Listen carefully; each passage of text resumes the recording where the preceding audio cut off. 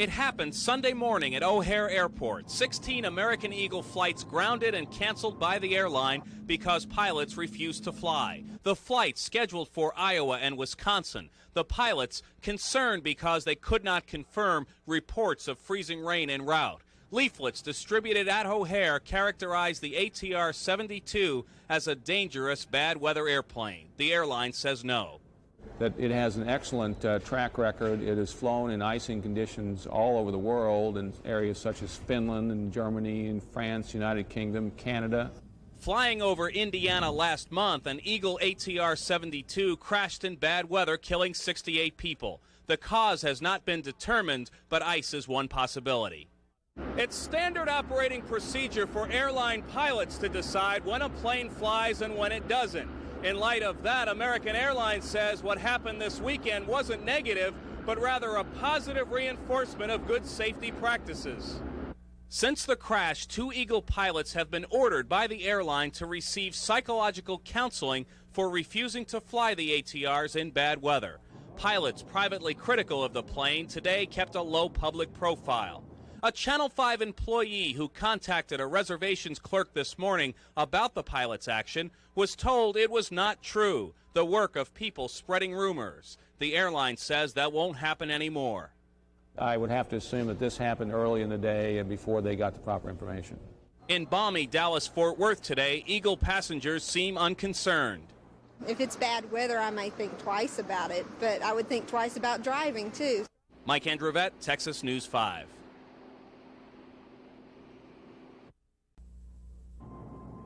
After aggressively questioning the safety of the 𝗢𝗡𝗏-72 turboprop, a pilot who flies the plane has been suspended by American Eagle. In a statement this evening, Steve Frederick says, "I was the most visible one out there talking. They want to chop off the head and hope that the rest of the snake dies." American Eagle officials will only say that the Chicago-based pilot is being investigated for possible misconduct. Frederick says he cannot remain quiet after an October ATR crash that killed all 68 people on board, saying, "When I heard it was my friends who were killed, I made a pledge that I would not remain silent.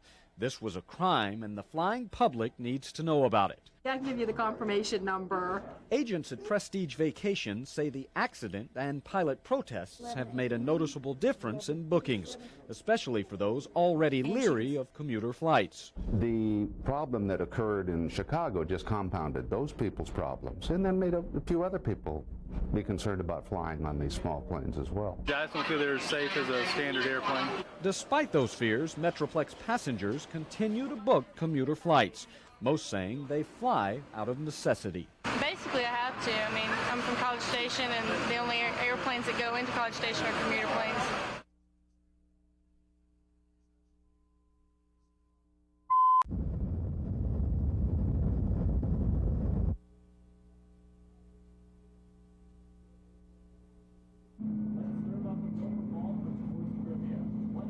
Airline business, there must be lots who operate that flight as an element. Our long-term answer for dealing with the ATR and with every other airplane we operate is that we will operate only airplanes that we believe are absolutely safe.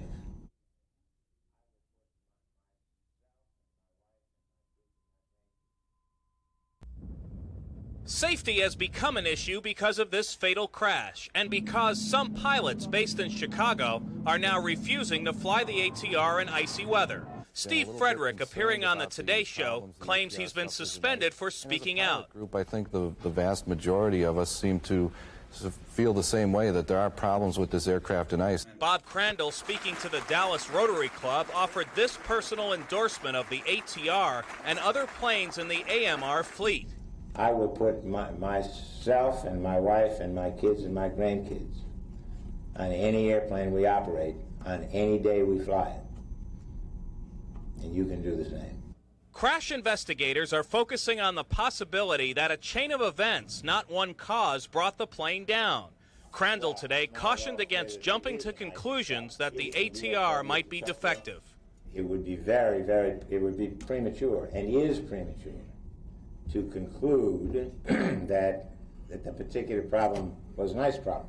The ATR debate has reportedly cut into corporate business at cold weather airports. It has also exacerbated tensions between management and American Eagle pilots. Those pilots in coming days will get briefings on the accident investigation, an investigation which may last several more months. Mike 𝗙𝗴𝗏𝗏, Texas News 5. The meetings are closed door. The participants are closed mouth. Ultimately, people just want to know, are the planes safe? Can't talk about it, sorry. These get-togethers today and tomorrow, though, suggest that some pilots are more concerned than they let on. Do you feel better about the planes after hearing the briefing than you did before? No, I got nothing to say. You look like you do. I almost did. In 2-hour sessions, pilots as well as flight attendants and air traffic controllers are being told what investigators know about the crash of American Eagle Flight 4184. That the plane was in a holding pattern over O'Hare Airport, that ice accumulations may have caused it to suddenly roll to its right, disengaging the autopilot. After a brief correction, the plane rolled right again, then dove to the ground. Since the accident, the FAA has tightened guidelines for flying the ATR in bad weather. Some of these pilots expect the FAA to do more. Others, frustrated with rumors about the ATR, came here for some straight answers about the crash. No, I wasn't concerned about You were not. What do you make of the pilots in Chicago who seem to have serious concerns? I don't believe it's pilots. I believe it's a pilot. A reference to Steve Frederick, a suspended American Eagle pilot who believes the ATR should be grounded. As a pilot group, I think the vast majority of us seem to feel the same way, that there are problems with this aircraft and ice.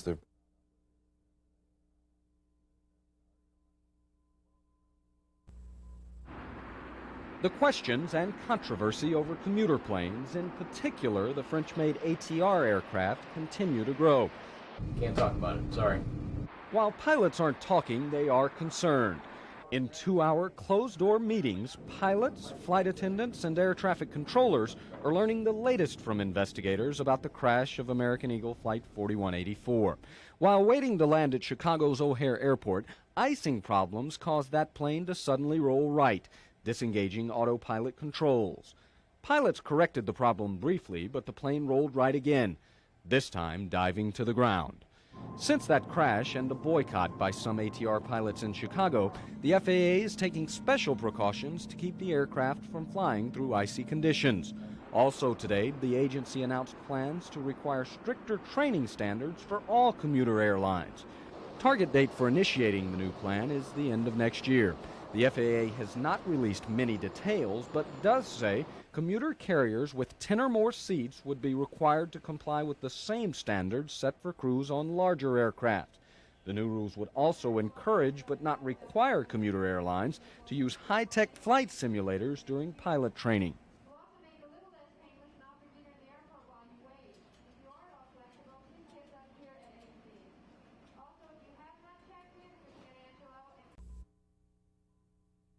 Everything we are doing at this point is focused at keeping the inconvenience to our customers to an absolute minimum and working with them to accommodate them in every way we possibly can as we work through the next several days.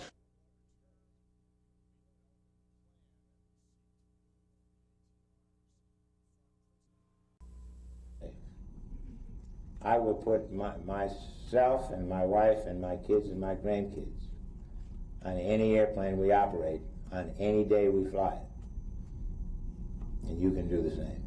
There is now new information, and so therefore the FAA believes that based on that new information that only this technical testing could elicit, they feel that these new steps are appropriate, and we agree with the step they are taking. Would Mr. Crandall have said that on Wednesday if he had known what was found absolutely. in the testing? Oh, sure. And nothing changes. I mean, this isn't, you must understand that this is an ongoing process.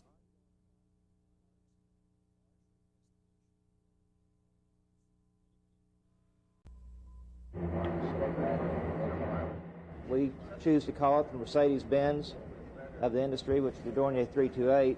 It is a German-designed aircraft Lone Star Airlines will use for expanded air service into Mexico. The Fort Worth-based carrier touts the high-wing twin turboprop as fast, efficient, and safe. Lone Star also relies on the Fairchild Metro 3 and 23. The company says the planes have never had problems flying in icy conditions.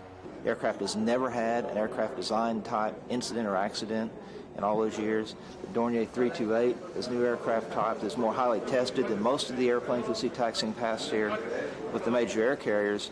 Trinary defends his company's record because of the crash of an American Eagle ATR airplane and negative statements from the International Airline Passenger Association regarding the safety of commuter planes. Both concerned passengers and impacted Lone Star's business. Some people even canceled as a result of that. Lone Star says it and many other regional carriers exceed federal requirements for training and safety. The company is considering taking legal action against the IAPA. Are you going to check any bags in? No. As passengers arrive for a flight to Chihuahua, Mexico, safety is a concern. The Munoz family is returning home from a business trip and vacation. It's a short flight, and also because of the service, too. Definitely, yeah. If you don't have a good service, we wouldn't be flying.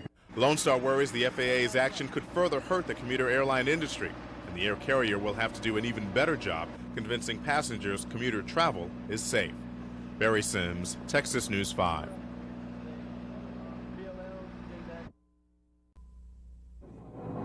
The directive to ground ATR aircraft most directly impacts Fort Worth-based American Eagle. Eagle flies more than 70 of the French-made turboprops. We've got about 45 ATRs in Chicago. We have approximately 10 ATRs here at DFW. With Friday's mandate from the FAA that the plane not fly in icy or potentially icy conditions, Eagle is now scrambling to work out a plan that will allow them to serve commuters in those areas and use the ATR elsewhere. We will be developing a plan that will seek to move the ATRs from principally the Chicago area to other geographical regions. So what will that cost the carrier? We have no idea. Analysts say the relocation will carry a hefty price tag. That because aircraft will be only part of what American is now forced to fly south for the winter. Additional costs to the airline will be the relocation of the crews that are trained to fly the particular aircraft too. All the ATR crews will have to follow the ATRs, all the SAB crews will have to follow the SABs. So this is going to be a very expensive.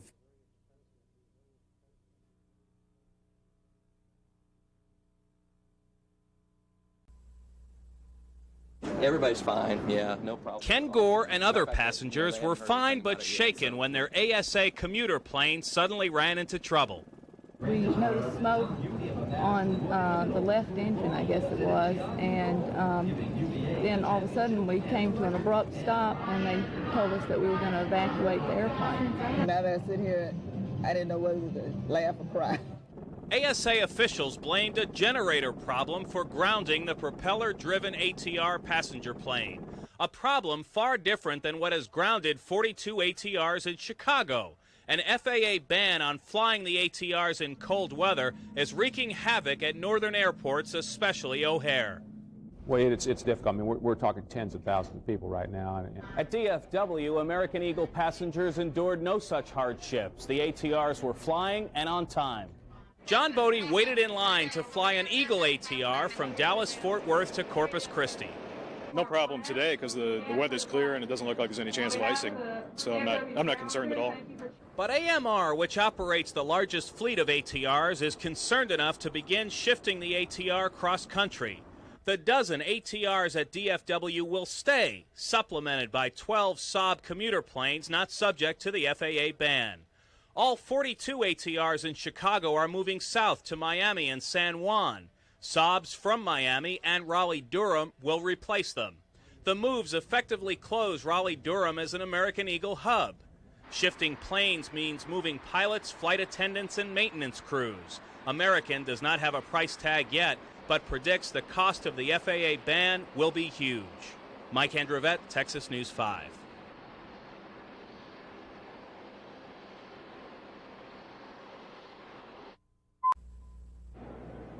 At DFW, cancellations few and far between, having nothing to do with the ATR.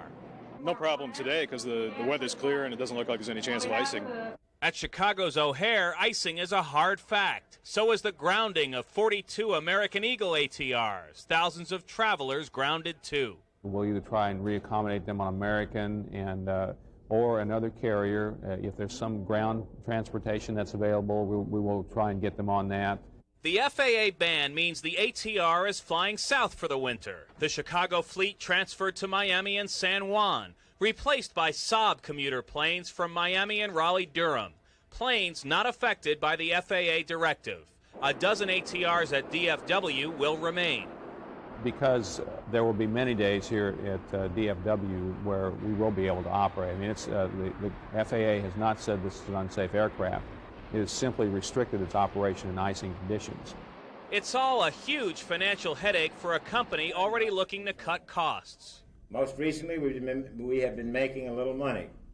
Far too little to sustain a business as capital intensive as ours. Passengers could be excused for thinking the ATR jinxed after what happened this morning at DFW. This time, a generator problem, a takeoff aborted, nerves frayed. I was nervous, but when I saw the smoke coming out of the engine, I was nervous, yeah. The ASA commuter plane sat prone on the runway. Crew members got high marks for calm and professionalism. It seemed like a pretty smooth operation the way we had a problem. They stopped, got us off, and what was it like with the overseeing?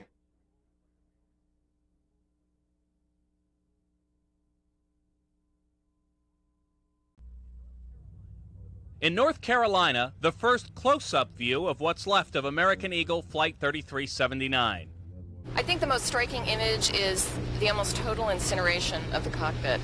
Investigators are studying the cockpit recordings recovered from the Jetstream commuter plane. There is discussion on the cockpit voice recorder of an engine flameout.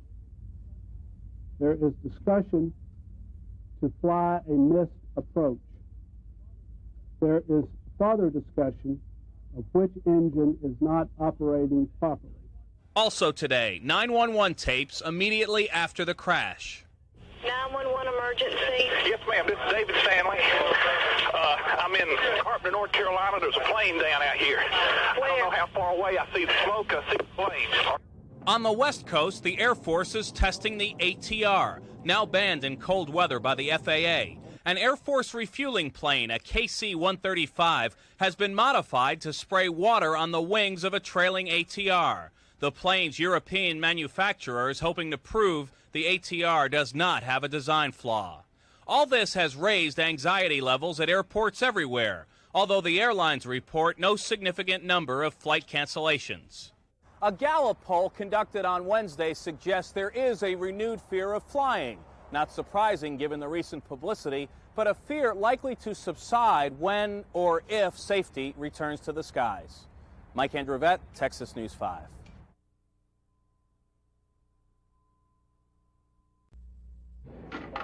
Hardest hit, passengers flying Delta's commuter service, Atlantic Southeast. Some waited in line, hoping to find some way out of town after ASA's 8 ATRs were grounded. Well, I didn't panic or anything, but I just thought, well, how am I going to get home? You know, I didn't know what they were going to do about it. ASA substituted smaller commuter planes where it could, and in the case of Vernice Cole, found another airline to take her home. And where do I go? The FAA ban follows this crash in northern Indiana and concerns that in bad weather, ice can build up on the wings of ATRs, costing the plane stability and safety. At DFW, American Eagle flies the largest fleet of ATRs. Eagle passengers were not grounded today, although the ATRs were. We will be able to accommodate all of our customers today. In this market, they've got so many planes that they can substitute on those routes that they can pretty well keep everybody satisfied and get them to where they are going. For both airlines and for air travelers, it's fortunate that relatively few people choose to fly this week. Generally, January and February are slow travel months, so the loads would probably be a little lower than they would at other times of the year. So we think that will be in our favor. Eagle officials are vowing to contact passengers personally if the cold weather continues, making cancellations more likely. In the meantime, ATR's manufacturer is proposing a modification of the wing in order to get the FAA ban lifted. That is likely to take at least several more months. Mike 𝗔𝗏𝗏𝗏, Texas News 5.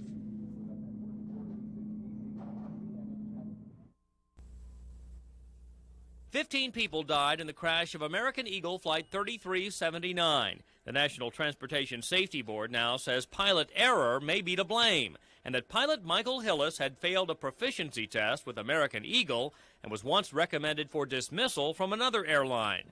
Since that time, questions have been raised about how pilots are hired, what information airlines share with each other, and whether the system failed. According to the FAA, there is an extraordinary system of checks and balances here. If there are any gaps in it, we want to plug those gaps to improve safety.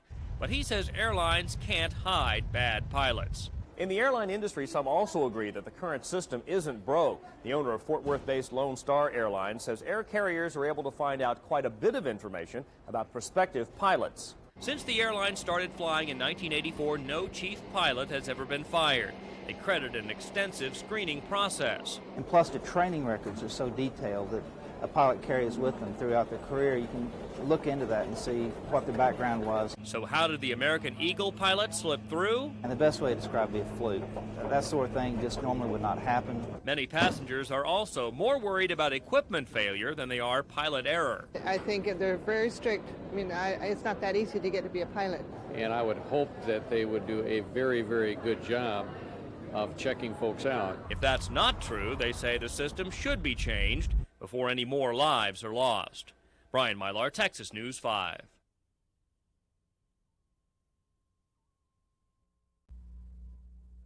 These haunting pictures from almost 2 years ago are painful reminders of a deadly day outside of Chicago. Now, NTSB investigators have pieced together what they believe happened in the final minutes of that flight. The aircraft again rolled the second time through 360 degrees and then eventually impacting the ground. All 68 people on board died in that crash, and early indications blamed a buildup of ice on the wings. But the NTSB now says the probable cause was a failure by the French company ATR to completely disclose adequate information concerning previously known effects of freezing precipitation on the stability and control characteristics of the aircraft. But the French manufacturer points to tests like this one after the crash and information in the aircraft flight manual, responding to the NTSB report by saying all such information which was known by ATR was in fact passed on.